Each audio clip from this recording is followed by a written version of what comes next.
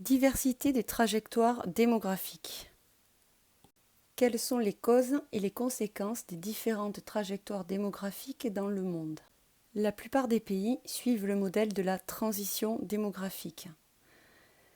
Dans ce processus, on observe 3 phases, la phase 1, la phase 2 et la phase 3. La phase 1. Lors de la phase 1, la mortalité baisse rapidement. Sur le graphique à droite, c'est la courbe noire. Donc on voit sur le graphique à droite que la mortalité se met à baisser rapidement. Et la natalité, elle, reste par contre très élevée. Ça, c'est dans la phase 1. Du coup, il y a un accroissement naturel fort. L'accroissement naturel, c'est l'espace qu'il y a entre, justement, c'est la différence entre le taux de mortalité et le taux de natalité. Donc on voit que cet espace reste très large, très élevé. Il y a un accroissement naturel fort. Lors de la phase 2, la natalité chute rapidement. On le voit ici en vert sur le schéma à droite. La natalité chute rapidement. La natalité et la mortalité tendent donc à se rejoindre. Elles sont presque au même niveau. L'accroissement naturel diminue. On voit ici la différence entre la mortalité et la natalité qui est beaucoup plus, l'espace est plus réduit contrairement au premier schéma. On appelle la phase 3 la phase de post-transition, post signifiant après la transition. Donc en fait la transition c'est la phase 1, la phase 2 et la phase 3 c'est la phase d'après, la phase de post-transition démographique. La mortalité repart à la hausse, on le voit ici en noir, elle tend à remonter mais pas énormément non plus, d'accord ? Régulièrement. Donc la mortalité repart à la hausse, par contre la natalité, elle, diminue, au point de passer sous la mortalité chez certains pays. Le taux de natalité est inférieur au seuil de renouvellement de la population, c'est-à-dire qu'il n'y a pas de renouvellement de population, on perd en population s'il y a moins de naissances que de morts. Et là, c'est le cas. Il y a moins de naissances que de morts. Donc, la natalité passe sous le seuil de renouvellement de la population. Sans apport migratoire, la population peut baisser. Si on ne fait pas appel à une population étrangère pour venir travailler, pour remonter un petit peu le niveau de natalité, la population est vieillissante, elle vieillit et il y a de moins en moins de gens. Sur ce schéma, donc, il montre les différentes phases de la transition démographique. Donc, en fait, c'est les mêmes schémas que je t'ai fait tout à l'heure, sauf que là, ils sont tous. Nous avons bien la phase 1 qui correspond à ce passage-là, la phase 2 qui correspond à celui-ci, et ensuite la phase 3, la phase de post-transition, qui correspond à ce niveau de la courbe. Donc, le taux de natalité est en bleu, le taux de mortalité est en rouge et l'accroissement naturel, c'est l'espace entre les deux courbes qui est jaune. Voilà. Donc dans la phase 1, comme on l'a dit tout à l'heure, tu as le taux de natalité qui est très élevé. Par contre, on observe qu'il y a une chute du taux de mortalité. L'espace entre les deux, l'accroissement naturel est très important. Donc la population continue et même la population augmente puisqu'il y a de moins en moins de morts, mais il y a de plus en plus de naissances. Même bon, si ça chute un petit peu, elle est quand même très élevée. Dans la phase 2, la mortalité baisse mais tend à stagner un petit peu, alors que c'est là qu'on voit une chute drastique du taux de natalité. Et donc l'espace entre les deux, l'accroissement naturel, tend à diminuer quand on arrive à la fin de cette phase 2. Entre parenthèses, tu vois qu'il y a différents pays. Là, on voit la situation des pays. Le Nigeria qui est en début de phase 2. La Bolivie qui est en cours. Et la Turquie qui tend à arriver en fin de phase 2, mais qui n'est pas encore un pays donc vraiment développé. Il n'est pas encore dans la post-transition. Par contre, dans la post-transition, donc ce qu'on a dit tout à l'heure, les deux courbes tendent à se rejoindre. L'accroissement naturel est vraiment très faible. Et parfois, dans certains pays, on observe, comme au Japon et en Allemagne, que le taux de natalité, que le taux de mortalité passe au-dessus du taux de natalité et donc il n'y a pas de renouvellement de la population. C'est une population vieillissante. Les facteurs de la transition démographique, c'est-à-dire ce qui cause et qui provoque, qui engendre la transition démographique. Quels sont les facteurs de la transition démographique? Donc la transition démographique est liée aux évolutions profondes de la société, notamment donc l'amélioration des conditions de vie. Ça provoque la baisse de la mortalité. Forcément, si tu ne vis plus dans des bidonvilles, si tu as accès à l'eau potable, que l'eau est traitée correctement, tu ne vas pas attraper le choléra, tu ne vas pas mourir de dysenterie, de diarrhée, etc. Donc, il y a moins de morts.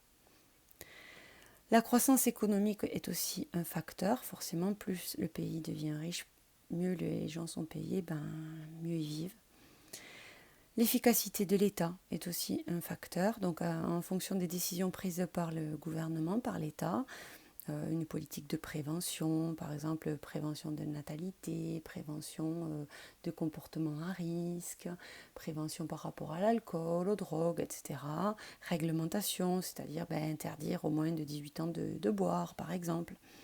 Donc l'efficacité de l'État est un des facteurs dans la transition démographique.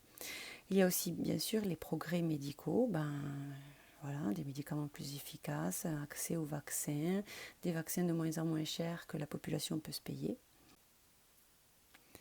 Donc ces 4 facteurs ici en fait provoquent la baisse de la mortalité. Ces 4 facteurs qui jouent plutôt sur le taux de mortalité. Donc l'amélioration des conditions de vie, la croissance économique, l'efficacité de l'État et les progrès médicaux engendrent la baisse de la mortalité. Par contre, le développement entraîne de grands changements économiques et sociaux. Il favorise donc la baisse de la natalité.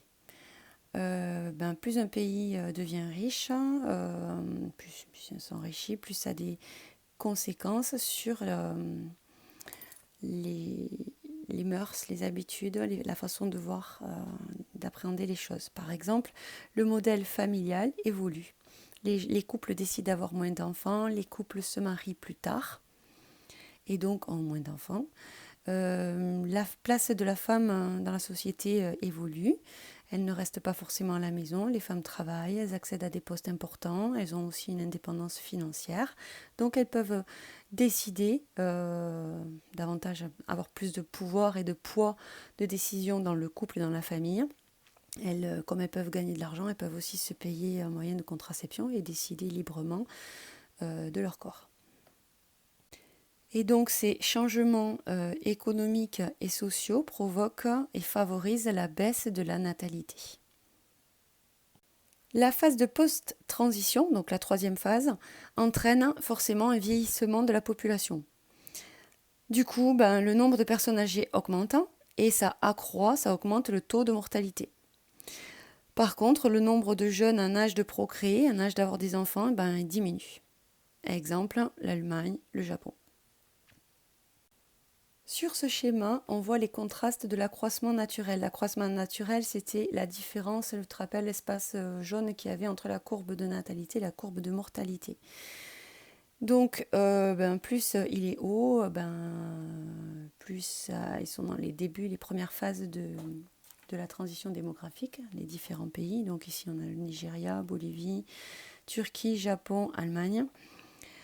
Par exemple, les pays qui ont un accroissement naturel élevé sont la Turquie, mais qui tend quand même au niveau des années, parce qu'on commence en 1955, la naissance de papy-mamie à peu près. Et en 2020, on voit que ça a quand même bien baissé. Donc, ils sont en train de devenir... ils sont presque à la phase de post-transition. Donc, ils sont presque développés en Turquie. Par contre, en Bolivie, on voit que ça augmente, au contraire, au fil du temps. On projette, on imagine on émet une hypothèse que dans le futur, ça va diminuer, mais bon, ils sont quand même... c'est quoi ça? C'est le Nigeria. J'ai dit une bêtise, c'est pas la Bolivie, c'est le Nigeria en vert. Donc, eux, ils sont un petit peu mal barrés. En Bolivie, ça a eu tendance à augmenter jusque dans les années 80 et puis faiblement, ça diminue.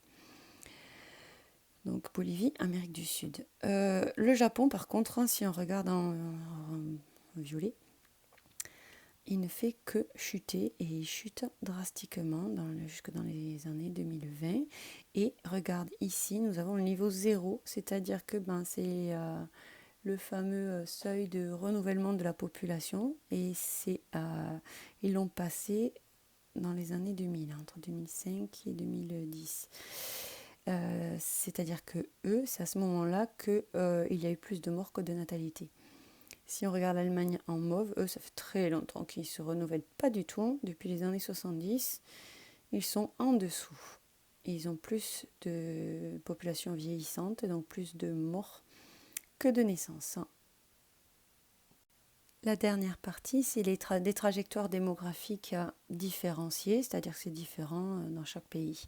La transition démographique apparaît avec les transformations économiques importantes, donc il faut d'abord qu'il y ait des transformations économiques importantes pour que l'on voit la transition démographique s'entamer. Donc elle ne touche pas tous les pays au même moment, ni avec la même intensité, c'est en fonction de ces fameuses transformations économiques. Du coup, on va voir les cas des différents pays plus ou moins développés. Donc d'abord, les pays développés, eux, sont en situation de post-transition, c'est-à-dire la phase 3. Leur accroissement naturel est faible, il est parfois négatif, comme pour le Japon et l'Allemagne, on a vu. Du coup, la conséquence de cette phase de post-transition chez les pays développés, c'est le vieillissement de la population et une natalité faible. Certains pays, pas tous, certains pays en développement et pays émergents sont en phase 2, comme la Chine et quelques pays d'Amérique du Sud. Leur accroissement naturel chute et le vieillissement de la population commence à peine, d'accord ? Ça, c'est le cas de certains pays en développement qui sont en phase 2. Mais de nombreux pays en développement, le reste, ainsi que les pays les moins avancés, les PMA, les pays les moins avancés d'Afrique et d'Asie, sont en phase 1. Peut-être qu'ils ne l'ont même pas entamé.